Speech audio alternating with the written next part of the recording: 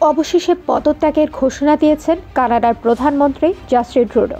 কয়েক মাস ধরেই তার ঘনিষ্ঠ মন্ত্রীরা একে একে পদত্যাগ করায় এই পদত্যাগ অনেকটা অপ্রত্যাশিত ছিল না। প্রায় এক দশক ধরে প্রধানমন্ত্রীর দায়িত্বে থাকা ট্রুডোর এই সিদ্ধান্তের পেছনে রয়েছে ভঙ্গুর রাজনীতি এবং নীতি নির্ধারণী বিষয় দলের অভ্যন্তরীণ দ্বন্দ্ব।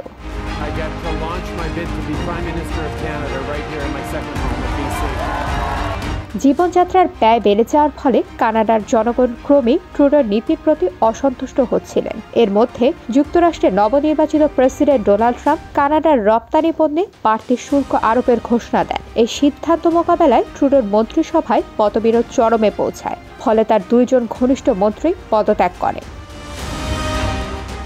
ট্রুডোর নেতৃত্বাধীন লিবারেল পার্টি মধ্য ডানপন্থী কনজারভেটিভদের কাছে জনপ্রিয়তায় পিছিয়ে পড়েছে। বিরোধী দলীয়রা ক্রমবর্ধমান দ্রব্যমূল্য এবং আবাসন সমস্যার জন্য ট্রুডোকে দায়ী করছে।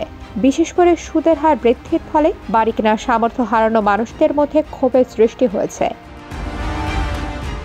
ট্রুডো দলের নিরাপদ আসন হারানোর পরেও তার অবস্থা রক্ষার চেষ্টা করছিলেন, কিন্তু অর্থমন্ত্রী ক্রিস্টিয়া ফ্রিল্যান্ডের সঙ্গে ব্যয় বৃদ্ধির প্রস্তাব নিয়ে বিরোধের কারণে পরিস্থিতি আরও জটিল হয়। ফ্রিল্যান্ড পদত্যাগ করে ট্রুডোর বিরুদ্ধে রাজনৈতিক কৌশলকে অগ্রাধিকার দেওয়ার অভিযোগ আনে। They look at their economy, one of the first problems they see is a demographic challenge.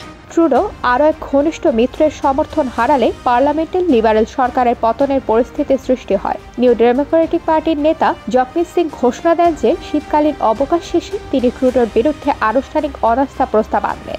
So will the Prime Minister acknowledge he has failed? He has to quit. ট্রুডোর জনপ্রিয়তা জীবনযাত্রার খরচ এবং আবাসন সংকটের কারণে কয়েক বছর আগে থেকে কমতে শুরু করে। তবে কানাডা একা নয়, এমন সমস্যা বিশ্বজুড়েই সরকার পরিবর্তনের ভূমিকা রেখেছে। যেমন যুক্তরাষ্ট্রে উচ্চ ব্যয়ের কারণে ডোনাল্ড ট্রাম্প 4 বছর পর দ্বিতীয় মেয়াদে প্রেসিডেন্ট নির্বাচিত হয়েছে।